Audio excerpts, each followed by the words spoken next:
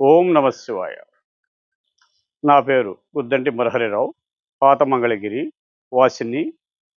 మన పాత మంగళగిరిలో శ్మశాన వాటికని అభివృద్ధి పదంలో డెవలప్ చేయుటకు గాను మన ఐటీ మినిస్టర్ లోకేష్ గారు, మంగళగిరి ప్రజాప్రతినిధి, మన మంగళగిరి మొత్తాన్ని మోడల్ నియోజకవర్గంగా అభివృద్ధి చేస్తున్న క్రమంలో పాత మంగళగిరి ఈ శ్మశాన వాటికని సిఎస్ఆర్ నిధులు 3 కోట్లతో తీసుకొచ్చి ఈ పాత మంగళగిరి శ్మశాన వాటిక అదివరకు ఎంతో దుర్భరంగా ఉండేది.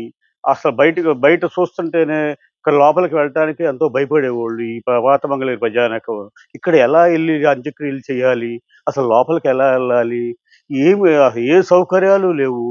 ఎన్నో ఏళ్ల నుంచి పాత మంగళగిరి ప్రజల చిరకాల వాంఛ ఇది ఎప్పుడు బాగుపడుద్ది, హైదరాబాదు కృష్ణలంకలో ఉన్న స్వర్గపురి ఆ టైపులోకి ఇది ఎప్పటికి వెళ్ళుద్ది, ఇది జరుగుద్దా, అసలు ఈ పాత మంగళగిరి ప్రజల కోరిక నెరవేరుద్దా అని అందరూ ఎదురు చూస్తున్న క్రమంలో మన ఐటీ మినిస్టర్ లోకేష్ గారు మన మంగళగిరి ప్రజాప్రతినిధిగా ఉండటం వల్ల మనకెంతో అదృష్టము.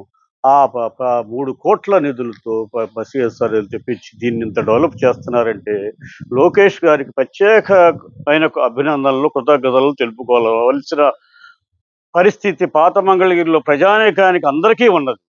ఇలా ఇంత డెవలప్ అవుద్దని, ఈ విధంగా ఉంటుందని మేము అసలు ఊహించలేదు.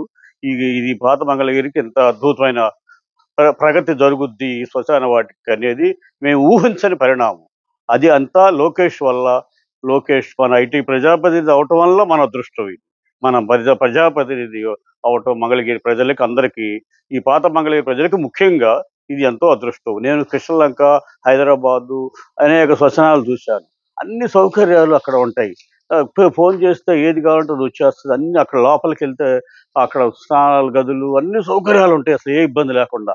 అలా ఇక్కడ ఎప్పుడు జరుగుద్దా ఈ పాత మంగళగిరి అని రోజు వెళ్ళేటప్పుడు వచ్చేటప్పుడు చూస్తూ ఉంటే అసలు ఇది ఎప్పటికీ జరుగుద్ది, ఇది జరుగుద్దా అసలు ఇది ఇక్కడ డెవలప్మెంట్ అనేది అనుకున్న దశలో మన ఐటీ మినిస్టర్ లోకేష్ గారు, మన ప్రజాప్రతినిధి గారు ఇంతటి సిఎస్ఆర్ నిధులు చర్చించి ఇంతటి మహత్తరమైన కార్యక్రమాన్ని మన పాత మంగళగిరి ప్రజలకు అందిస్తున్నారంటే ఆయనకి ఎంత చెప్పినా లోకేష్ గారికి ధన్యవాదములు, ఎంతో కృతజ్ఞతలు తెలియపరుచుకుంటున్నాము. పాత మంగళగిరి వాసిగా కృతజ్ఞతలు తెలుపుకుంటున్నాను లోకేష్ గారు.